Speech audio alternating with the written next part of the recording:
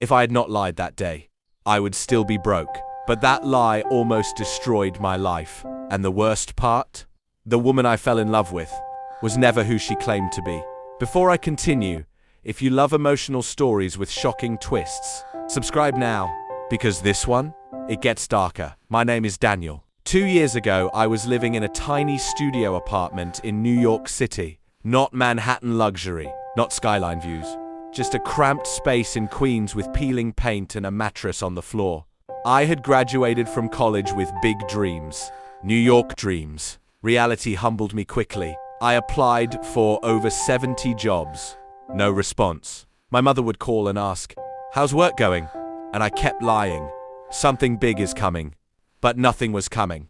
Until that wedding. It was my former classmate's wedding at a luxury hotel in Manhattan. Crystal chandeliers, soft violin music, men in tailored suits, women in designer gowns. Everyone looked successful. Black SUVs lined the entrance. I almost didn't go, but something inside me said, "Go, network. This is your moment." So I borrowed a suit from a friend. When I arrived, something unexpected happened. A valet approached me and said, "Sir, which vehicle is yours?" I didn't even own a car, but standing there, surrounded by wealth and ambition, I made a decision that changed everything.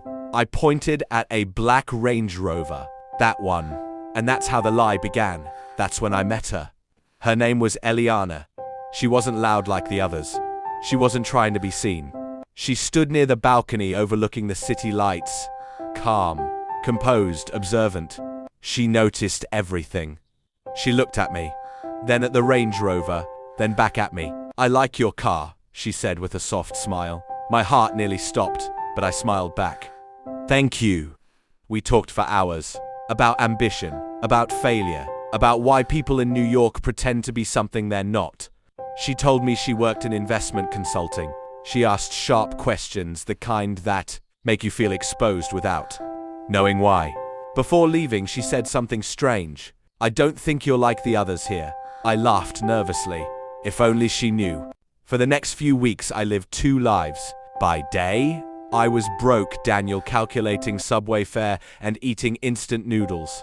By night, I was tech entrepreneur Daniel. I rented luxury cars for photos, took pictures inside high-rise buildings, posted motivational quotes about discipline and vision, and Eliana believed it. Or at least, I thought she did. Then one night, over dinner, she said casually, "I'd love to see your place sometime." My blood ran cold. I forced a smile. "My apartment, it's under renovation." She didn't argue. She just looked at me. For too long, the kind of look that feels like she's reading your thoughts. Then she said something that shook me. "You don't have to impress me, Daniel."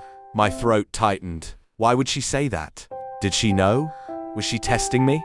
Or was this my last chance to tell the truth? Instead, I doubled down. I changed the subject, and that's when I unknowingly walked straight into the trap.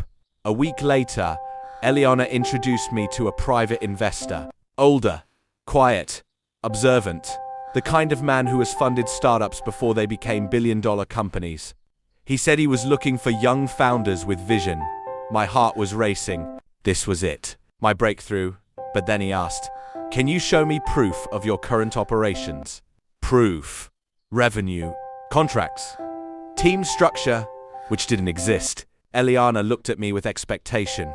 I had two choices: tell the truth or lie bigger. I chose wrong.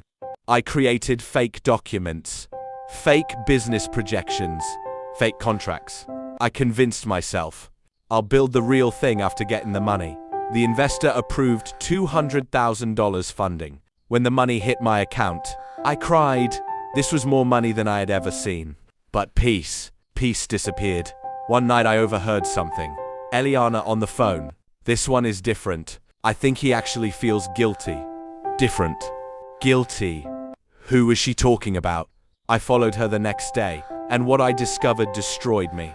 She wasn't just an investment consultant. She worked for a private firm that investigates financial fraud. The investor? Part of the operation. They suspected I was a scammer from the beginning. The cars, the lifestyle, the inconsistencies, the funding, a trap.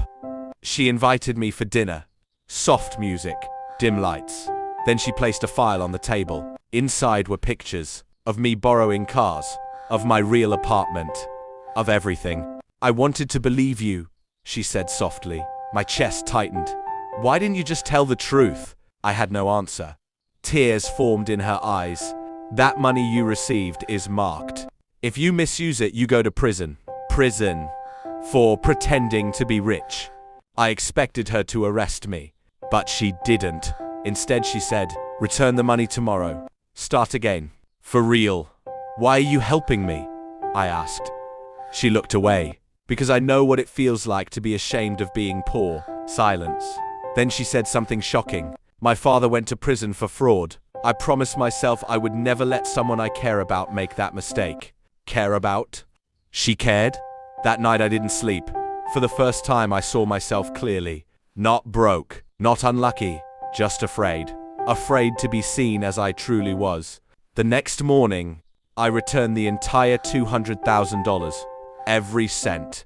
The investor called. You surprised us. Eliana later told me something unbelievable. The entire thing was a psychological evaluation. They were building a startup accelerator and wanted founders with integrity, not just ideas. Most people kept the money. Some ran away.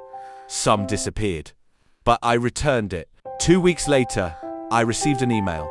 I had been accepted into their entrepreneurship program. Real funding. Real mentorship. No lies. A year later, I moved my mother into a new apartment. Not fake.